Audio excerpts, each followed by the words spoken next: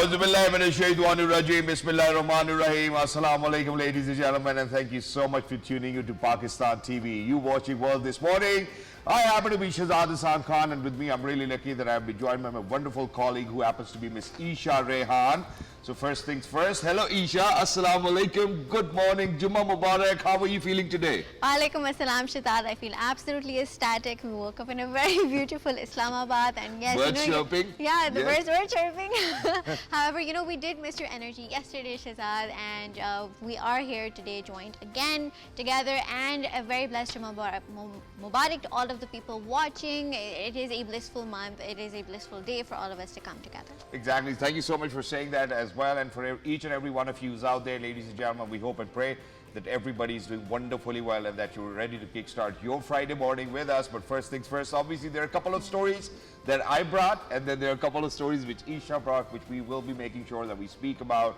And certainly the world is talking about the Honorable Prime Minister Shahbaz Sharif and the how, or probably in a very moderate and a modest fashion, Pakistan is at a diplomatic ascent. So let's get started with the highlights first up. Definitely, Shahzad, what have you brought for us All today? right, so first things first, what I've done is that, you know, that I will be talking about the Honorable Prime Minister and Field Marshal meeting the President Donald Trump, because the US President Donald Trump hosted Prime Minister Shahbaz Sharif and Chief of Army Staff Field Marshal Syed at the Oval Office for high-level talks covering counter-terrorism, trade, regional security and key aspects of US-Pakistan relations, signaling a renewed strategic engagement between the two nations. And we do know, you know, how Pakistan and United States of America have gotten into a trade deal, not just that, how the relationships in between Pakistan and United States of America have been warmed up. Definitely, the relationships have been flourishing. We have seen warmth in the relationship, but we have seen Prime Minister Shahbaz Sharif being out and about it, taking full advantage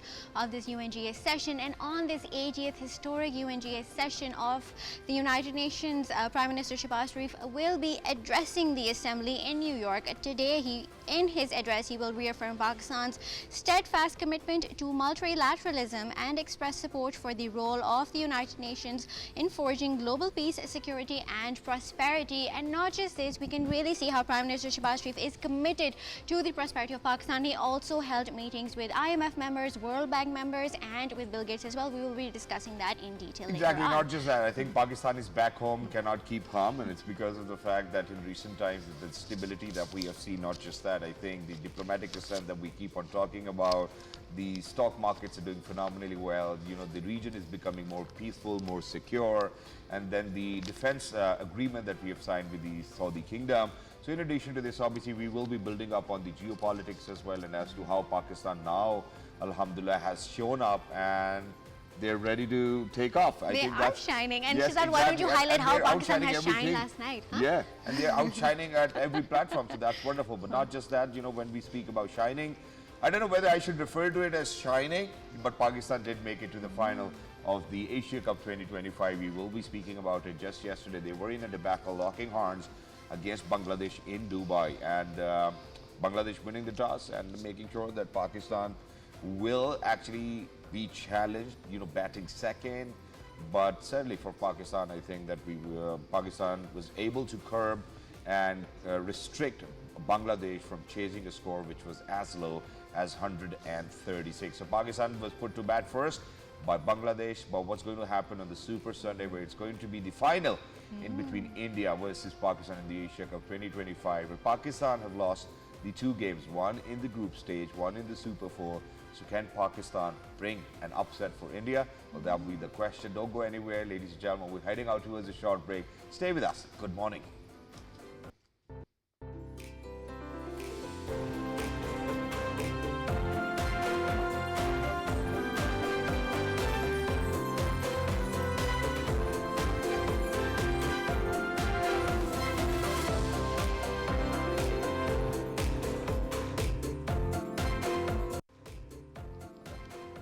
All right, ladies and gentlemen, welcome back. Thank you so much for staying with us. And for everybody who's out there, as we did mention in our highlights, that we will be talking about how the Honorable Prime Minister and the Chief of Army Staff Field Marshal HUSSAIN have actually met the United States of America, Mr. Donald Trump. But first, While they were there in the White House to see the United States President, there were a few comments which were recorded because he was having a talk with the media, right on the lines of the UNGA. And what actually happened was that the Honorable Prime Minister and the respected Field Marshal Chief of Army Staff Asim Munir was over there. And so what happened was that there were comments that the United States President passed for our Honorable Prime Minister and the Chief of Army Staff Field Marshal Mr. Asim Munir. And we want each and every one of you to kind of go ahead and listen to that. Two wonderful people. We have a great leader coming. We have the Prime Minister of Pakistan coming and the Field Marshal. Pakistan Field Marshal is a very great guy, and so is the Prime Minister, both. And they're coming, and they may be in this room right now. I don't know, because we're late. And I said maybe they'd like to join the. They actually may be somewhere in the beautiful Oval Office.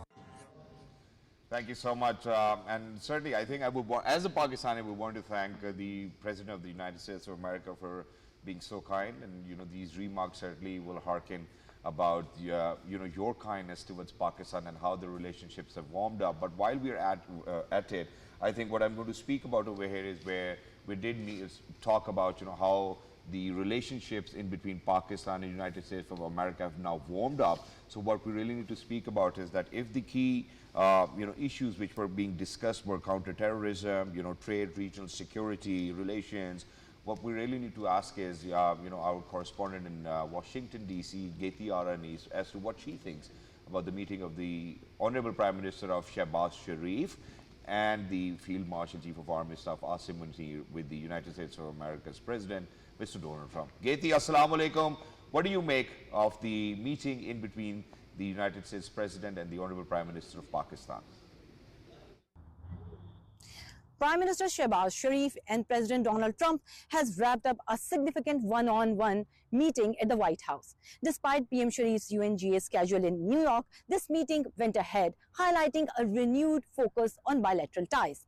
PM Sharif was extended a red carpet treatment when he landed at the Andrews Air Base in Maryland this afternoon.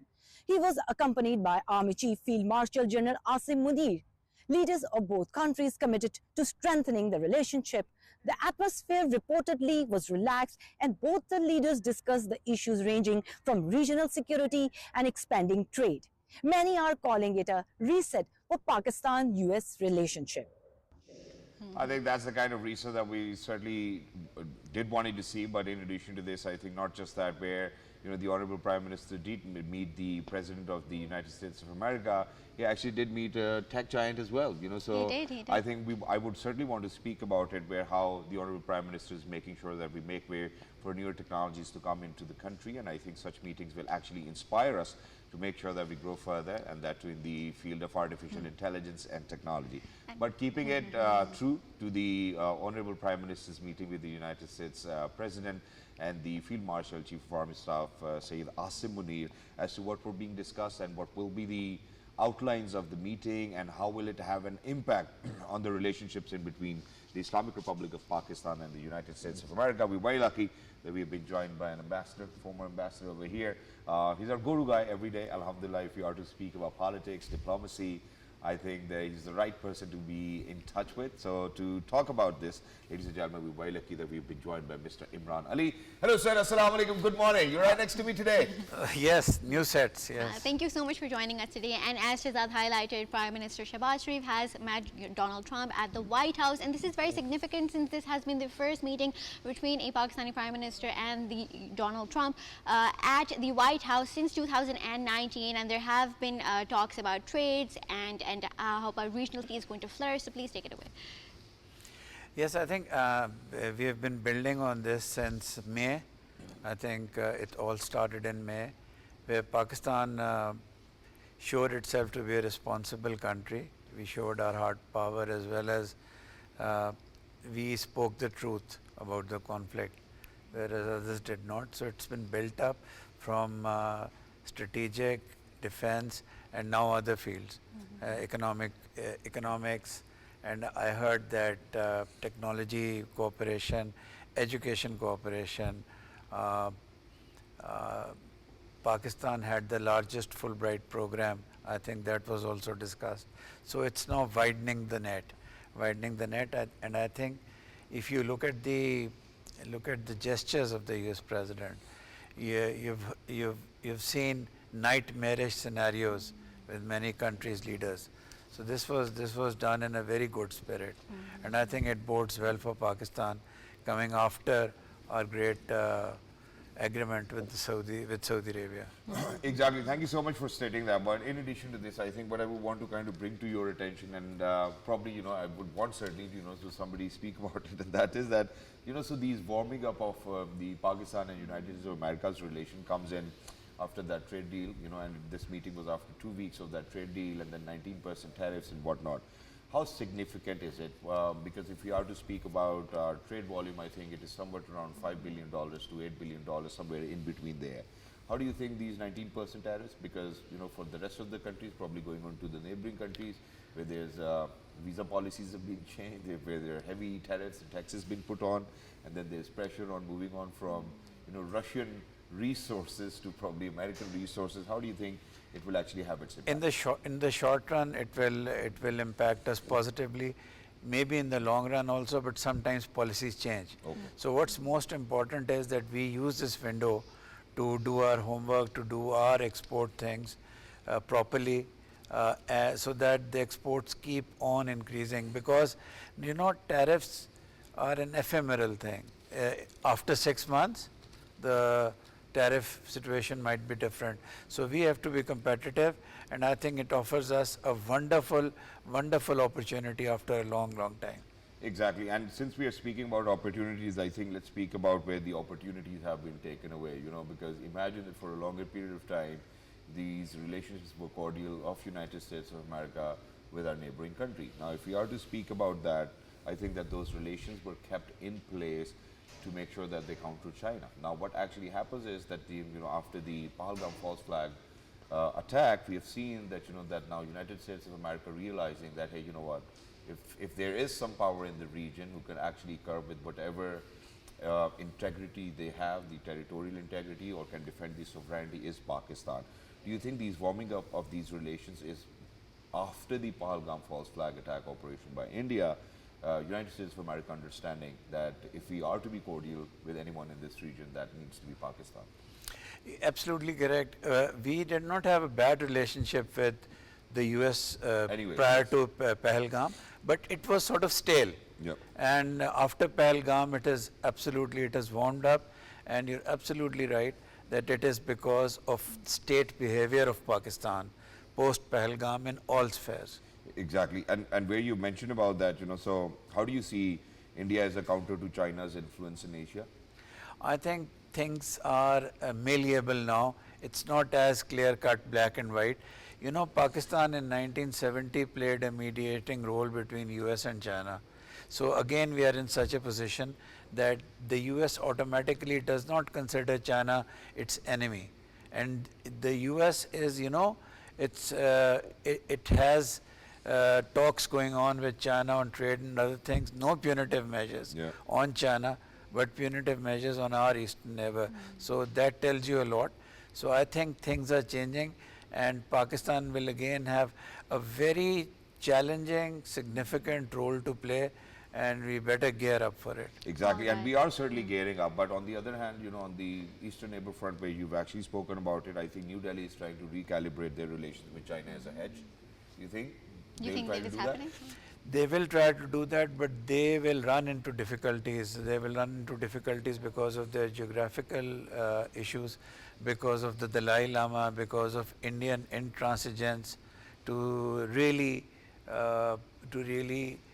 cool down things with China. So there are big barriers to their normalization. All right, and not just this, we've seen how Prime Minister Shahbaz Sharif has been going out and about and working for the benefit of Pakistan. So he actually secured a $40 billion partnership with the World Bank. How do you think this is going to unfold? It's going to last from 2026 all the way up to 2035, and it is going to actually be imposed on sectors such as economic growth, such as climate resilience, clean energy, power. How is this going to actually create new opportunities for Pakistan? It's a game changer, because the amount, just look at the amount, 40 billion.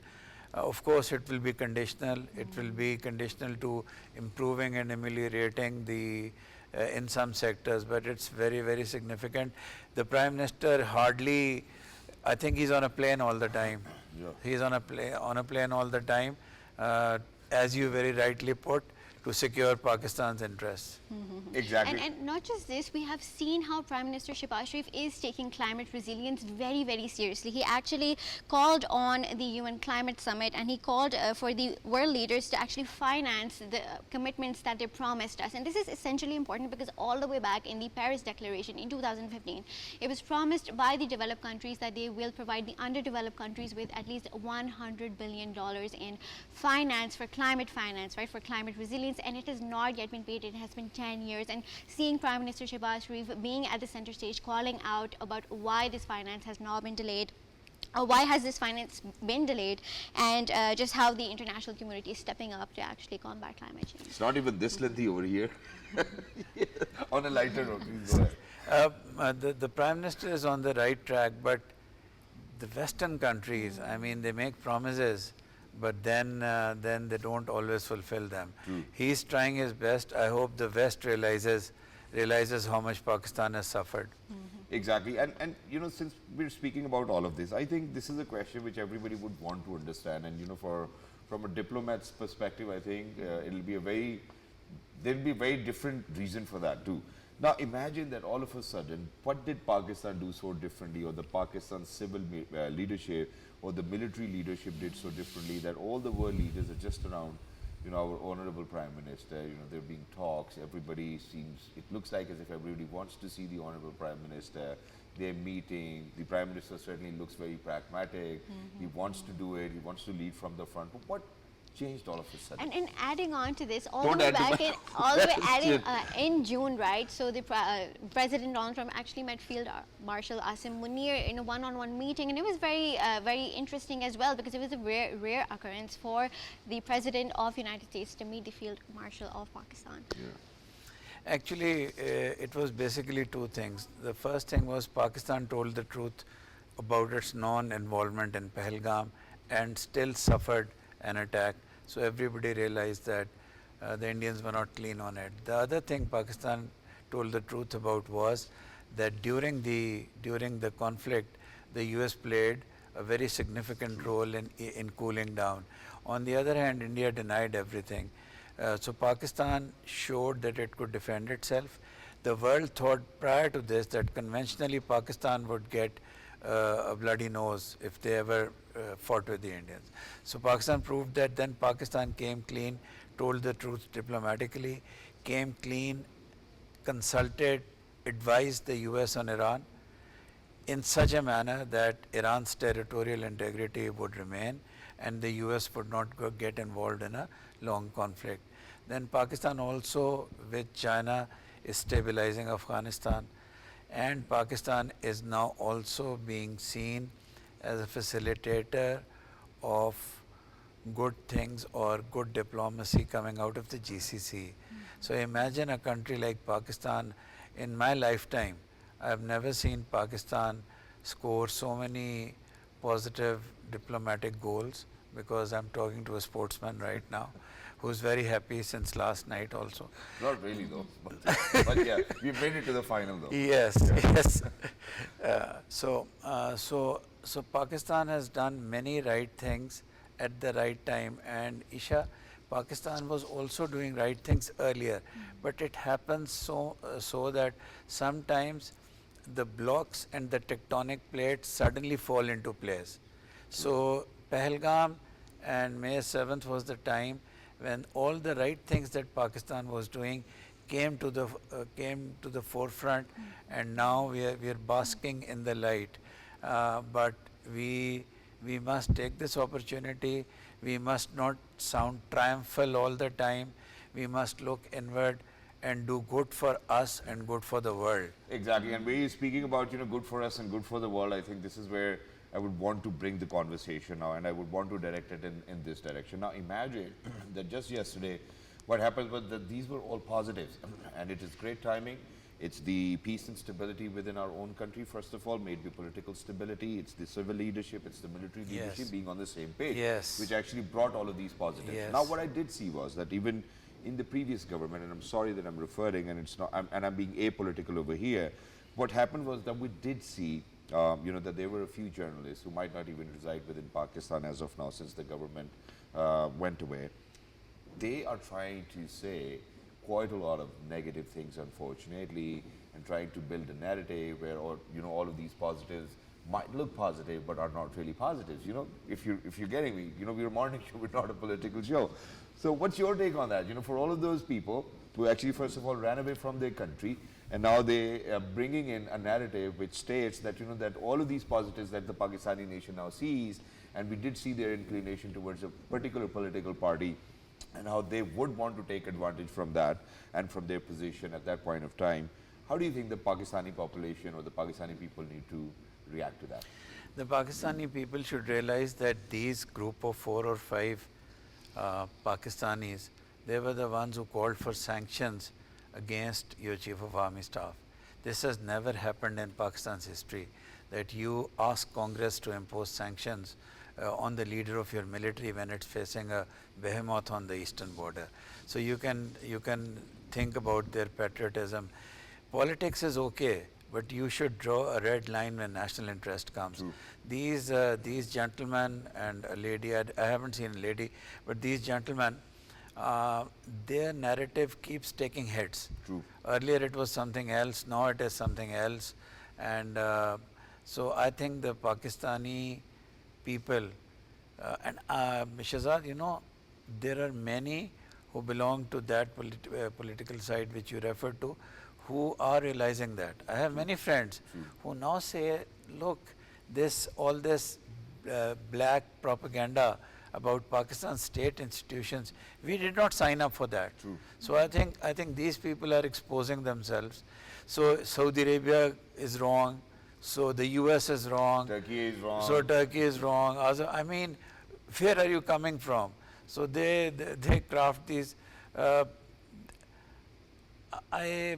I want to say this, that they're worse than enemies who propagate against us. These are our own people, and I have nothing, as far as I am concerned, I have nothing but contempt, and I condemn it solidly. I think thank you so much for doing that. Thank you so much, Mr. Imran, for being with us. Lovely to be in conversation with you. Thank you so much, that whenever we need you, you wake up early in the morning and you show up, and that too without a cup of coffee. I'm really sorry for that. Probably after the show, I can take you for a cup of coffee. If we do well in the finals, then you are going to have to call me again on the set, and I'll be here to discuss cricket with you. Thank you so much, Mr. Imran, for being with us. Lovely to be in conversation with you. For everybody who's out there, certainly the Honourable Prime Minister will be speaking to the UNGA's 80th session today as well. He will be addressing. What would be he talking about is something that we will speak about after a short break. Don't go anywhere. We will be right back. It's a great morning.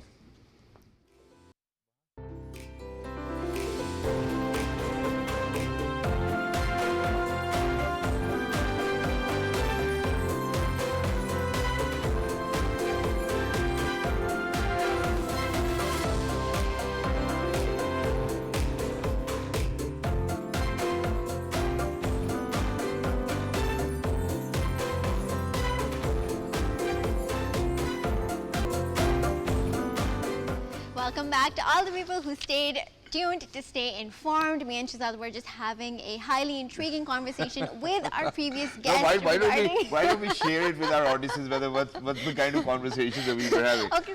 Yeah, why not? I really want to lighten up. So what actually happened was, because we were actually interviewing the former ambassador, Mr. Imran, on the lines of the Honourable Prime Minister meeting the United States President Donald Trump, and then the Field Marshal Chief of Army Staff, Syed Munir, going to the White House and meeting the US President. And, so there was this question which I posed. And, me and Eesha, we would always make it a point that, let's not club questions until and unless that it's really short relevant. of time. And at this time and day, it was very, very important, because Field Marshal Munir was actually called to meet Prime Minister Shahbaz, to meet President Donald Trump at the White House all the way in June. So I think it speaks of how important Pakistan is in the global perspective nowadays. So yeah, I think it was a very good clubbing question. And on this matter, right? So Prime Minister That's her Shahbaz opinion, and I'm fine with it. Yeah, go ahead. Okay, that's good that you're fine with it. Okay, so as we know, Prime Minister Shahbaz Sharif is attending the United Nations General Assembly sessions. He has been out and about, and he has actually met Bill Gates with the Bill Gates Foundation regarding polio and how polio eradication is going to take place. It has said that in October, another nationwide campaign will start to eradicate polio once again. And not just this, he will be addressing the UNGA session, and he will talk about Pakistan's peace, prosperity and globalization initiatives. And not just this, he also addressed the climate summit, and he talked about how Pakistan was impacted by the 2022 floods and the recent floods. So we can see him basking in the limelight and actually taking Pakistan alongside with him to be at the forefront of political diplomacy. And to speak more about this, we actually have our correspondent. He happens to be Amir Hussain, who is a senior journalist. Thank you so much for joining us, Amir. Thank you very much. Amir, thank you so much for your time. It's wonderful to have you over here. So first things first, let's speak about the Honorable Prime Minister meeting with Bill Gates, the tech giant, and certainly how Melinda Gates Foundation have been helping Pakistan in eradicating polio. Let's get started with that first of all.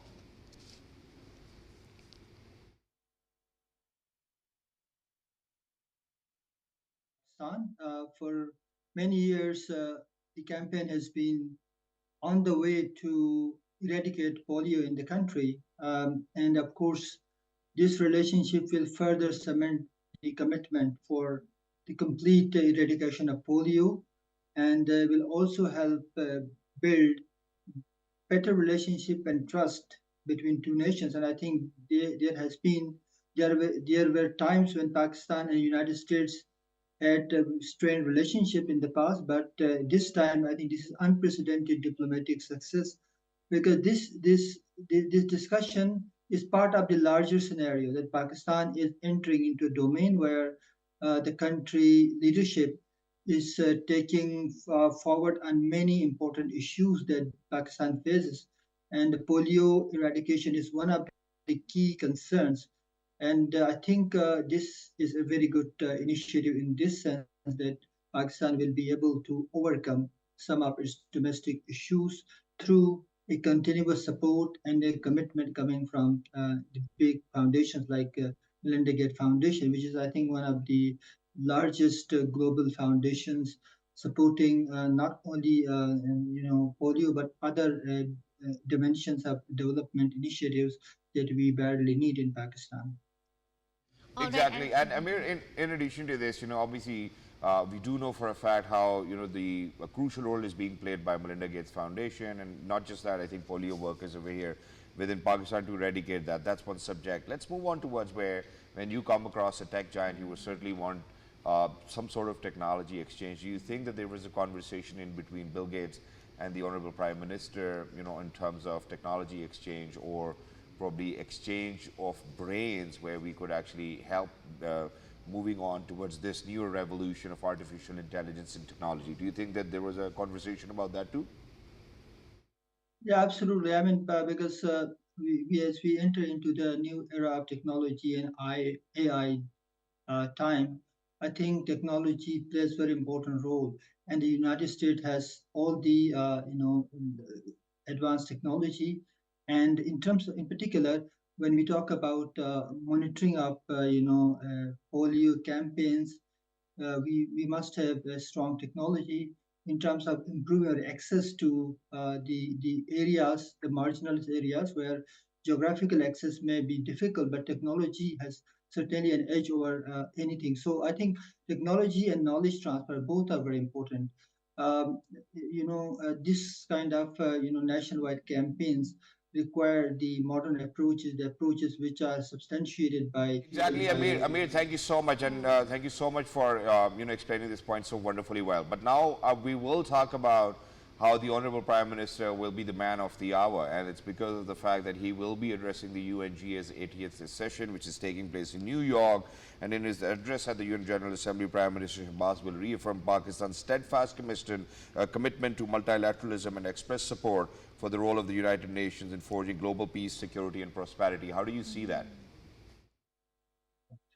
I think Prime Minister is going with with a lot of confidence, because we have seen recently that Pakistani diplomacy has worked really well, as far as on global, not only with the United States but in other other nations, for example, with Middle East, with Saudi Arabia, with China, with Russia. So I think Pakistan is creating a lot of impact globally. I think I never seen in my whole life this sort of unprecedented diplomatic successes that we now witness. So the Prime Minister is going in with a lot of confidence and a lot of credibility to make a point that Pakistan will always go for multilateral relationship, and there are multitude of issues at regional level and South Asian level, and Pakistan has proven that it will always go for a peace process, go for negotiations,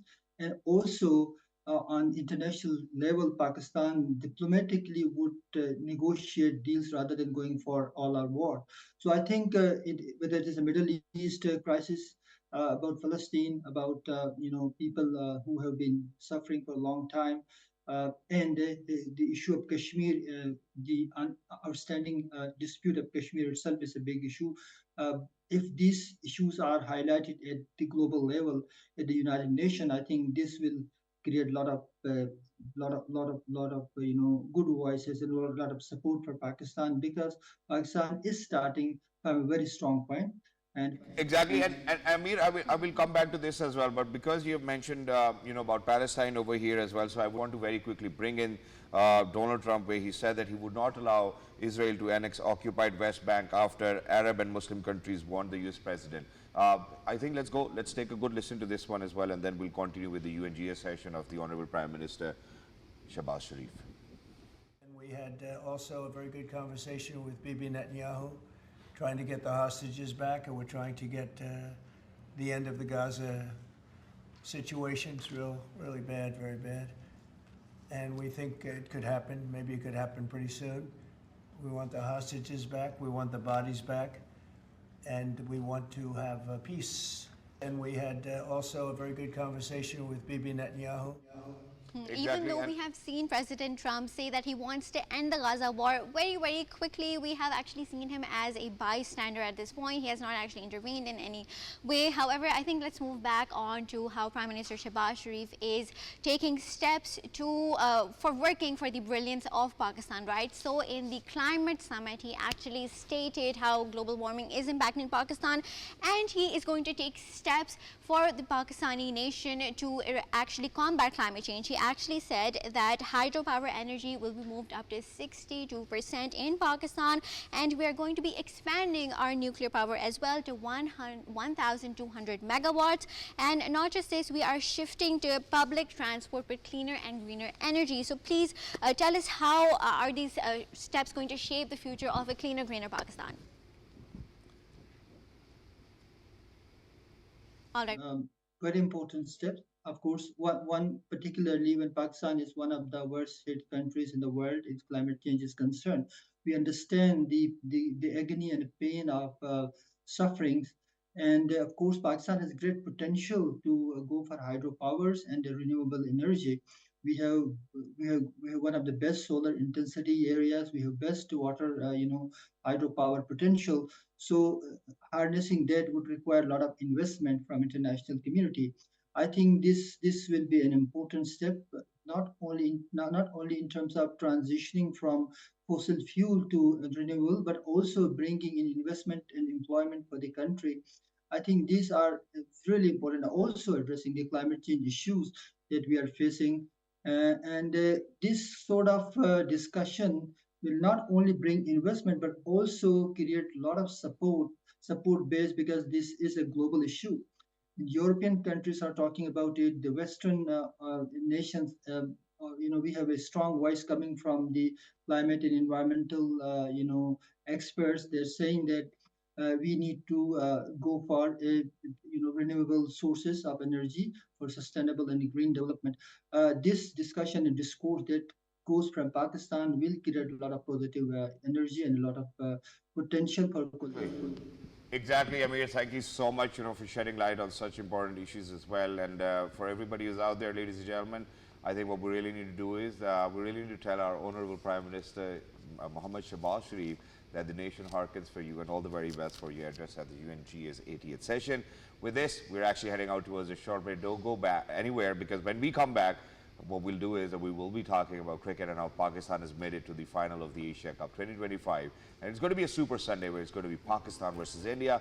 I have a special guest coming in a very special manner. Don't go anywhere. We'll be right back. Good morning.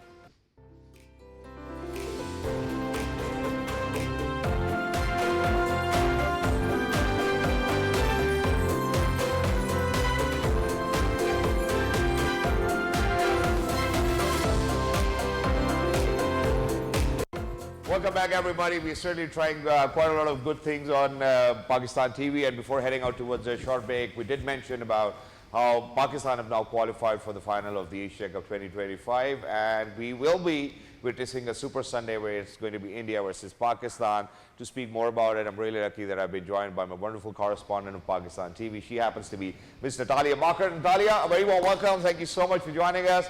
Wonderful to have you over here. Thank Assalamu alaikum. Wa alaikum assalam. Thank you very much for calling me on the show. Thank you very much for the introduction. How are you doing? Absolutely perfect. Thank you so much for your time. So let's get started with the ousting of Pakistan and Bangladesh just yesterday in Dubai, and where it actually became a little challenging for Pakistan as to, let not Bangladesh chase the total, which was a minimum total of 130 plus runs.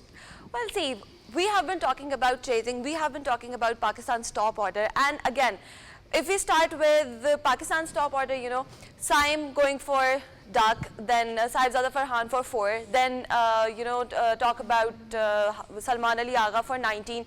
If you think with these scores Pakistan is going to play against India in the finals, I think you're not going to make it like that. Very important. But where we are going to make it is to our sofas as well, so that Sure, Eesha for does not sure, feel yes. left out as well. So very quickly, a very warm welcome to Pakistan TV once again. Thank you very Hello, much. Eesha, just because of you we had to come back, so that you don't feel left out. So very quickly, let's just forget about Bangladesh, whatever we did. Yes. Let's talk about India versus Pakistan on Sunday. And we have lost to India in the group stage. We have lost to India in the Super 4 stage. What's your take now? Now see, what I have already mentioned is that it is very important for Pakistan to score. Okay. If Pakistan, by any stroke of luck, wins the toss and elects to field, that might be, in my opinion, can be a good option that Pakistan elects to field. That is because Pakistan has a stronger bowling line than its batting line. Yep. And the top order is somehow going to collapse. I have this feeling somehow. Why am I saying this? This is because it's a pattern which has been followed in Asia Cup 2025. All the matches, you just take out every match against Sri Lanka, against Bangladesh, and what you see is top order collapsing. Yep.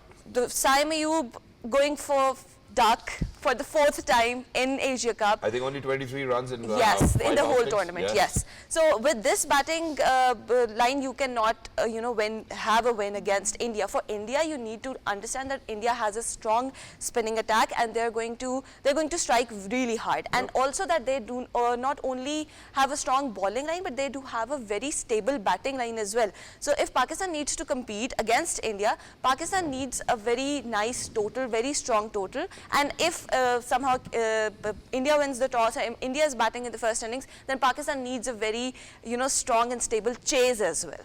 All right, so Natalia, I feel like every time we plan, we calculate, and we end up doing well throughout every match, right? However, when we face India, all hell breaks loose, and I think the water is washed away upon all the efforts that we put in. So how do you think, what steps and changes does the Pakistani team need to involve within themselves and embed within themselves to face India exactly? And why that happens is because the Pakistan team loses confidence. And what happens is that India always tries to, have a wicket in the power play, so that they know that Pakistan is going to, get shaky once the wicket starts falling. Pakistan is going to lose confidence against India. The pressure is immense when it's Pakistan-India. It's a very crucial one. It's a very anticipated one. Whole world is watching Pakistan-India, Pakistan-India. So yes, there is immense pressure on Pakistan team, but they need to, manage that pressure in a way. Be aggressive. You're playing cricket. It's not. It's not a war.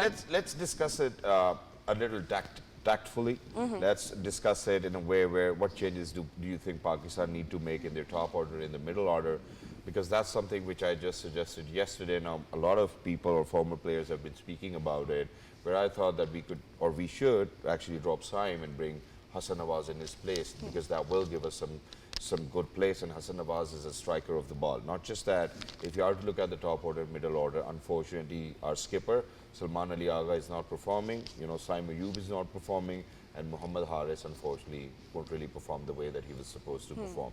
Do you think that, that one change, Hassan Nawaz to come in, and Muhammad Haris to play a little up than, where he was playing originally, and then Salman Ali Agha down the line, because Fahim hardly gets his turn to play. Yes. So we could play a full-time bowler or a pacer, and then probably adjust Hassan Nawaz to the top of the order. I think that, well, this could be in my opinion, but a new change at this very moment can be a little risky for Pakistan. Every decision, every decision Pakistan team takes can be risky at times. So Firebacks. But maybe this one can work. Bringing Hassan in and dropping Syed can work. But Syed can be used for deliveries. As he was in the yesterday's so match. he was able to get the wickets as well. Yes. But only in one outing that we did see that that he bowled all of his 4 overs. Likewise for Fahim, in one game we did see that he only bowled 4 overs, and it's great. But if you are going to utilize them for 2 over, 1 over, or Salman Ali Agha and doing a 1 over. How do you think that our bowling lineup was set up? Now imagine that we're playing with 2 pacers, Haris Rauf and Shaheen Shafridi as of now. Third one is we do have an option of Fahim Ashraf, then there's Hussain Talat, and not just that, then there is Abrar, then there is Syed Ayub, and then there's Salman Ali Agha. So it looks like as if we would want everybody to chip in as little as they could, so that we actually could probably just win or conceal a victory for ourselves, but that does not really happen. But again, see, just having a victory or having a win means that you have to play on both sides. It's not just the bowling, it has to be batting as well. That's the point. If you make changes in your batting lineups, if you play with aggression, I would say, if you play with confidence, if you play a game like a game it's supposed to be, then maybe we have a chance to score a good number in which India, we can give India a tough time. Also that when it comes to India, when they are batting, avoid India giving a chance to them to establish partnerships. If they establish a partnership, they're not going anywhere, they're scoring. So avoid those and try to take wickets as much as they can in the power play as well. Again, when it comes to bowling, I think the strategy Pakistan has been following against Sri Lanka, against Bangladesh, maybe that works against India as well. All right, so there's one last question I'm going to ask, and then obviously Eesha could ask as many questions as you want. She's already ready. How do you think that we need to get rid of Abhishek Sharma?